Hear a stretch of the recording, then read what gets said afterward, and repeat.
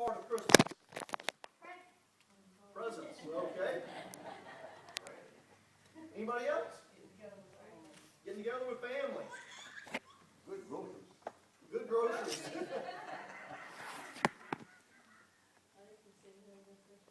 Sing the Christmas carols. What's your least favorite part? Paying the bills. Traffic. Yeah, traffic. Yeah. Traffic. I got caught up yesterday. Trying to decide what to buy somebody. Yeah. Yeah, I just not get that. not good at that. Me either. Christmas to me is giving thanks to the Lord. So that's one of your favorite parts. Yeah. Okay, now let me flip the question around a little bit. What do you think is God's favorite part of Christmas? Or maybe that first Christmas. What was his favorite part? The birth of his son? But in a sense, it was also the loss of his son who had been in his presence in heaven for eternity. Eternity past. But now, Jesus would be leaving heaven and going to earth. Starting off in a stable. That was his favorite part? I think that was a joy for him. A joy? Okay. He knew that he was going to be able to redeem the world from the way he was. Yes. Okay. And that's the love that he gave. It was the greatest tithe ever given. Yeah. That bridge between God and man. The gift of himself. What was his least favorite part about Christmas? That first Christmas? I think knowing what it would take to do, to bridge that gap, what it would have to go through, I think that would be, no one would know more than that, but he knew it had to happen, so. Okay. Knowing that a large part wouldn't believe. Yeah. Knowing that a lot would still reject him. That would have to be hard.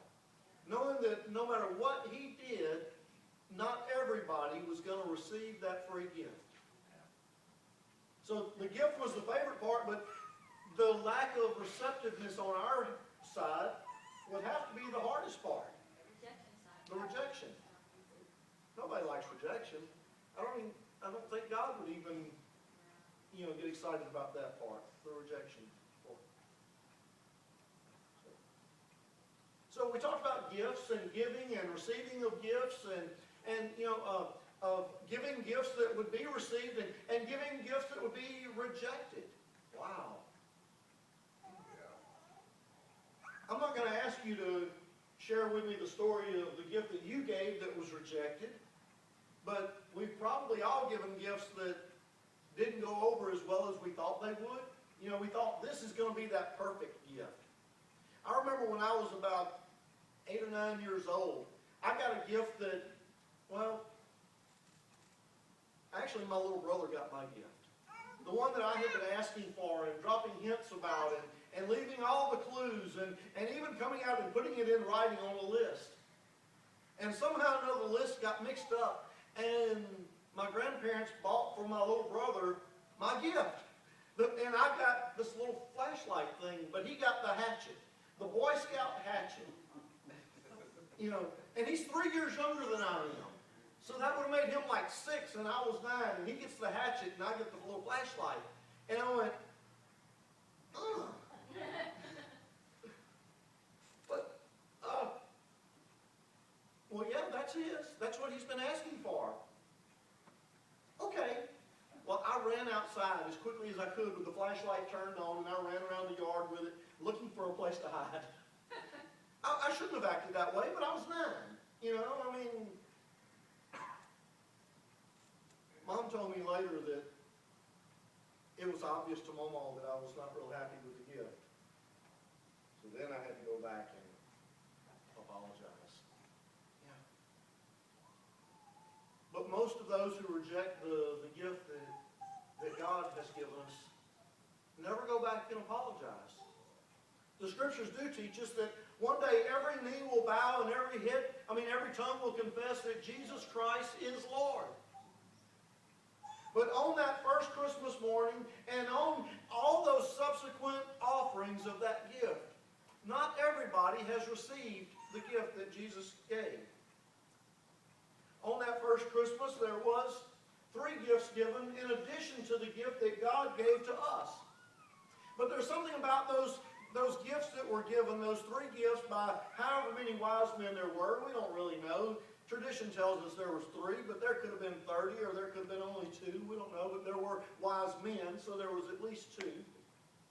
But follow with me in Matthew chapter 2 as I read the story here of the wise men and the gifts that they brought and the gifts that they gave to the Christ child and to his family, to Mary and Joseph. In Matthew chapter 2. It says, "Now after Jesus was born in Bethlehem of Judea, in the days of Herod the king, behold, wise men from the east came to Jerusalem, saying, Where is he who is born, King of the Jews? For we have seen his star in the east and have come to worship him. When Herod the king heard these things, he was troubled, and all Jerusalem with him." Because they knew Herod's past. It was, well, let's go on. And when Herod heard, in verse 4, "And when he had gathered all the chief priests and the scribes and the people together, he inquired of them where the Christ was to be born. So they said to him, In Bethlehem of Judea, for thus it is written by the prophets, But you, Bethlehem, in the land of Judea, are not least among the rulers of Judah. For out of you shall come a ruler who will shepherd my people Israel." Then Herod, when he had secretly called wise men, determined from them what time the star appeared. And he sent them to Bethlehem and said, "Go and search diligently for the young child, and when you have found him, bring back word to me, that I may come and worship him also." And when they had heard the king, they departed, and behold, the star which they had seen in the east went before them, till it came and stood over where the young child was. And when they saw the star, they rejoiced with exceeding great joy. And when they had come into the house, they saw the young child with Mary his mother, and they fell down and worshipped him. And when they had opened their treasures, they presented gifts to him of gold, frankincense, and myrrh. Then being divinely warned in a dream that they should not return to Herod, they departed for their own country another way. And we know that after that, Mary and Joseph departed with the child, and they left immediately and went down to Egypt to protect Jesus. Because Herod didn't truly want to come and worship Jesus. He didn't want to come and bring him gifts. Actually, the gift he wanted to bring him was a sword through the neck. He would have killed him just as he did all the other children that were 2 years old and younger at this time.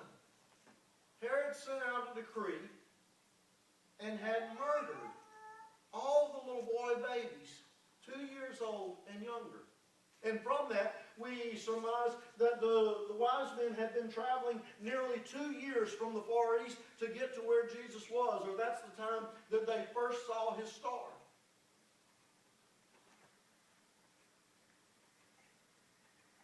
The gifts that they came and brought, gold, frankincense, and myrrh, were very expensive gifts.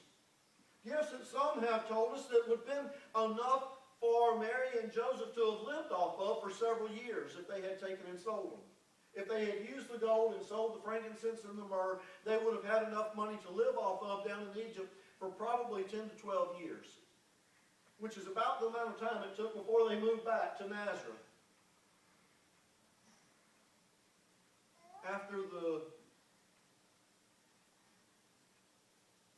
tumult was over, and Herod had forgotten about what all was going on, they moved back home. But there's something else I want us to think about these gifts today. First of all, they didn't come from the house of Judah.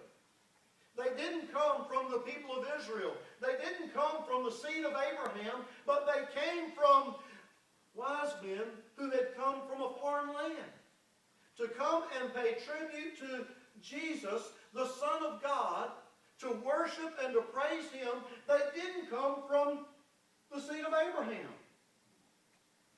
Which is where we would have thought those who had received the prophecy and had been told that the king was coming and he would be born in Bethlehem and he would be the heir of the throne of David, wouldn't those likely be the most likely to come and worship Him and to praise Him, are those who had received the prophecy? I would have thought so, but it didn't happen that way.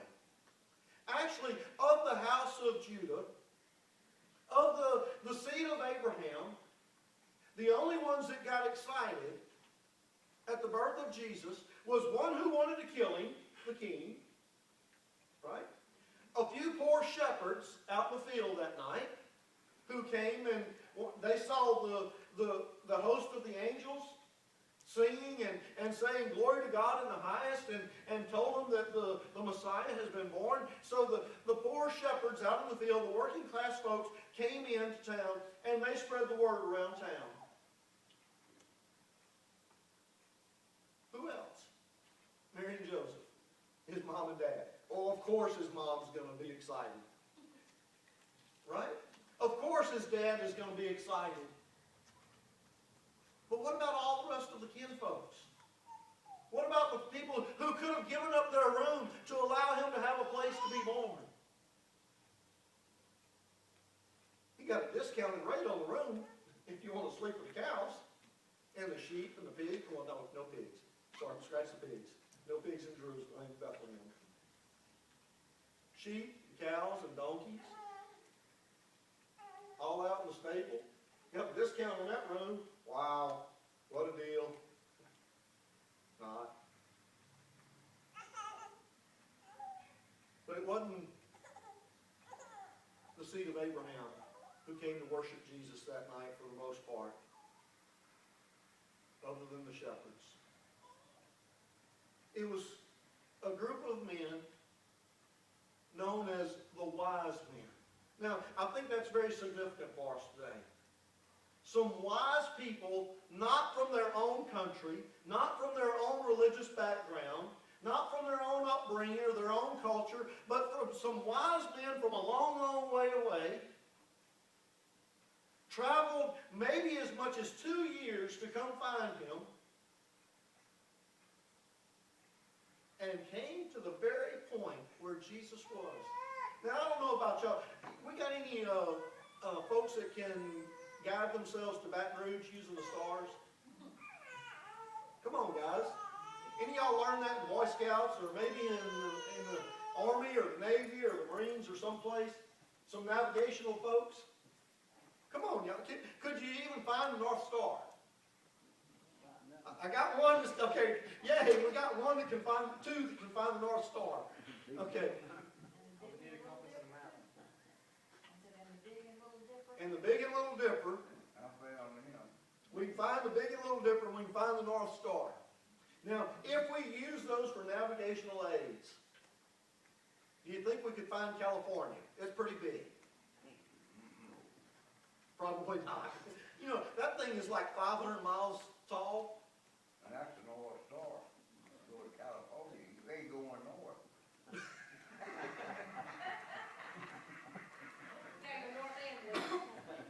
You going to loop to loop. From what I've read, and I've never tried to do this, but from what I've read, you find the North Star, and then you say, okay, if that's north, then I'm going to go west this way. So you go that way to go west. They don't have a West Star over there. No, but you still use the North Star. Okay, let's, but these guys, they were wiser than any of us. Let's give them that much, okay?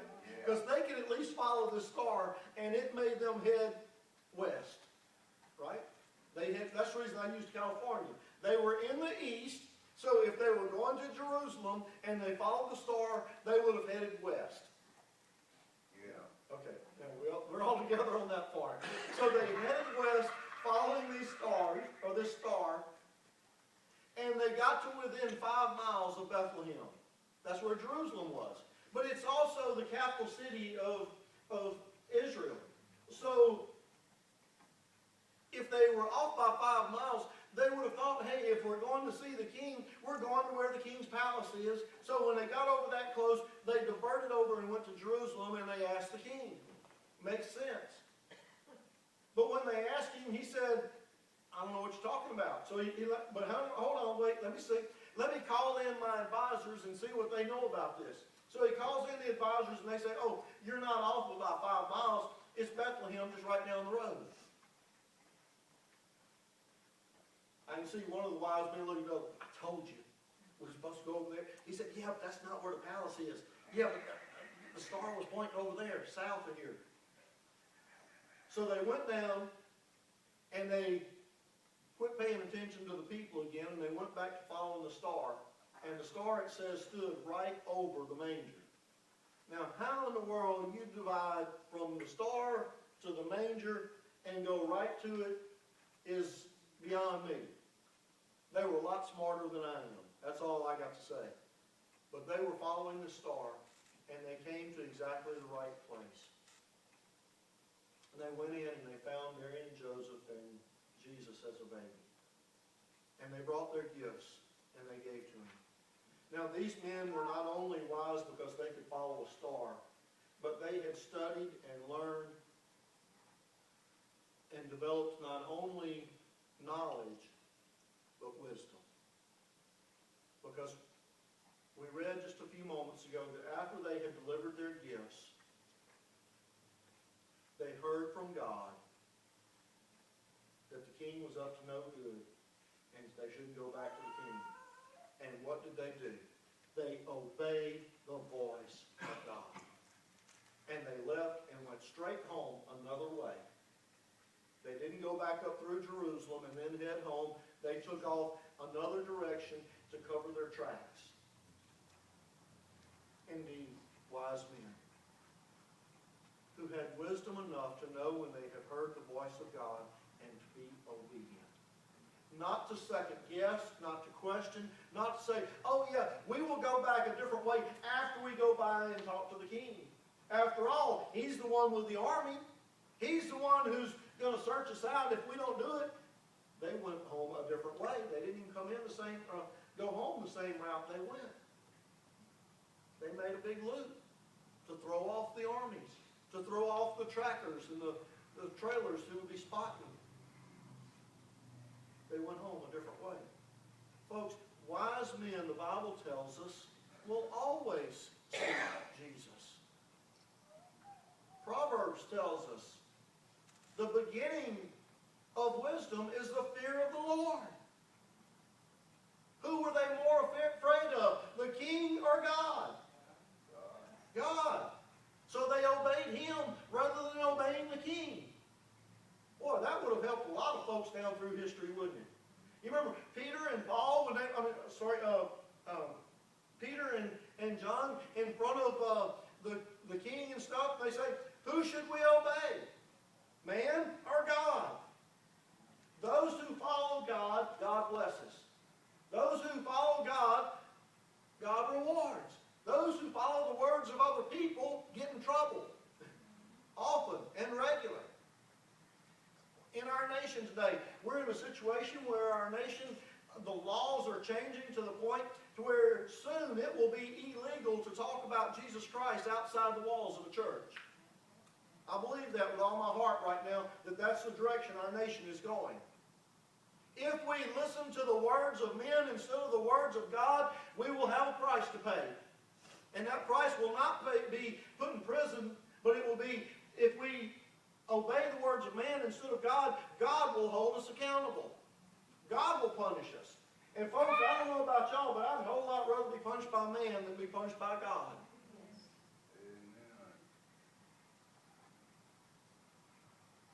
Scriptures tell us, fear not the one who can break the body, but the one who can take your soul.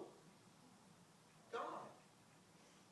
The wise men were wise enough to know who to listen to, who to obey. They feared God. These are the ones who came and brought gifts to Jesus. Did the shepherds bring gifts that night? No. Did any of the other townspeople or maybe the owner of the inn come and bring gifts that night? No. The only ones who came and brought gifts were the wise men who came from afar. They were not part of the house of Abraham or the seed of Abraham. They were people from a foreign land who came to worship God.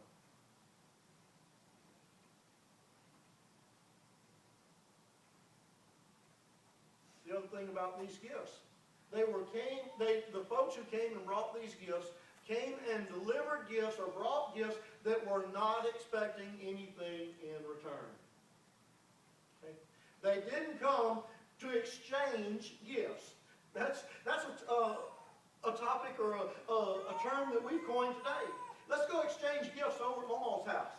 Let's go exchange gifts at the schoolhouse. Let's go exchange gifts at church. Let's go exchange gifts at school. Let's go exchange gifts at the fire department. Let's go exchange gifts. I'll come give you something, you give me something. It's kind of not the same. Matter of fact, it's not at all the same as coming and giving a gift and not expecting anything in return. But most of us, we give our stuff here. And then we stand there with our hand out, waiting for somebody to put something in ours. When it doesn't come, we get all bent out of shape, get our nose out of joint, all those other things they say. We get all upset.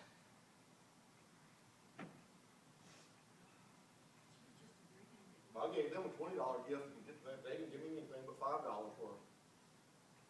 I actually heard somebody say something about that this year. They went to a party a year ago, and they wanted everybody to know. I came in and brought something a little over 20. We were supposed to bring gifts about $20. I gave one $25, and what I got wasn't worth $5. I think everybody ought to be forced to bring something at least worth $20. Why are you giving? Are you really giving to make somebody else happy? Are you giving this present to show your adoration, your love to that individual? Or are you just giving to get some? Give some to expect more. If we only give to those that we expect to get something from, what have we done? No more than the heathens, the scriptures teach us. They give and receive. But we ought to be willing to give and give and give and give. Period. And not expect anything in return. And when it doesn't come back to us, we give something and we don't get anything back. Praise God. I gave something to somebody who needed something, who couldn't afford to give it back. There was a feast in the New Testament. They called in all the folks. But nobody showed up. So the owner of the house who was throwing the big party, the celebration, he says, go into the highways and the hedges and compel them to come in that can't give back. Go and get those who can't give anything. Those who wouldn't expect to be here at the party in the first place, and compel them to come in that my house may be filled. That we might celebrate. Those who are truly willing to celebrate with me. Not those who make excuses as to why they can't come.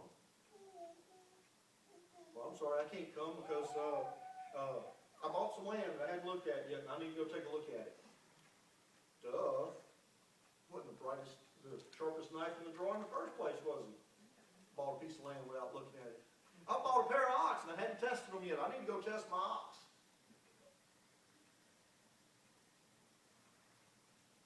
Whatever other excuses we might come up with. Gifts need to be given. Not necessarily expecting something in return.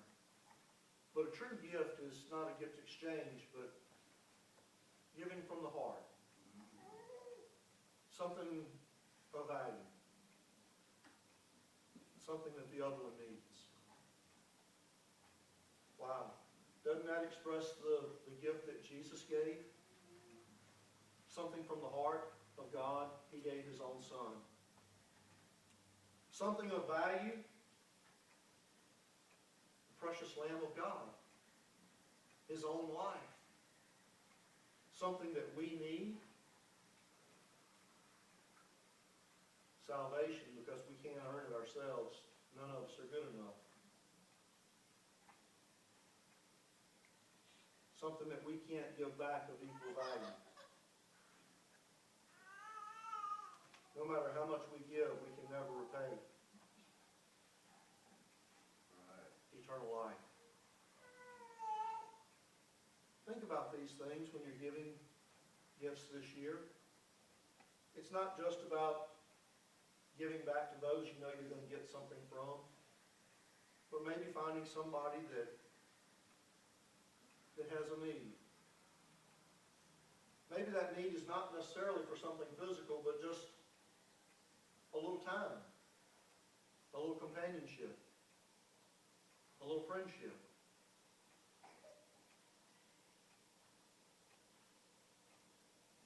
And that gift is just an excuse to go spend a little time. Be with them for a little while. Maybe it's that elderly relative or friend. We can take flowers and put on their grave later. Why not just go and take the flowers now? Or something of equal value. Or spend a little time with them. How much better a Christmas would that be?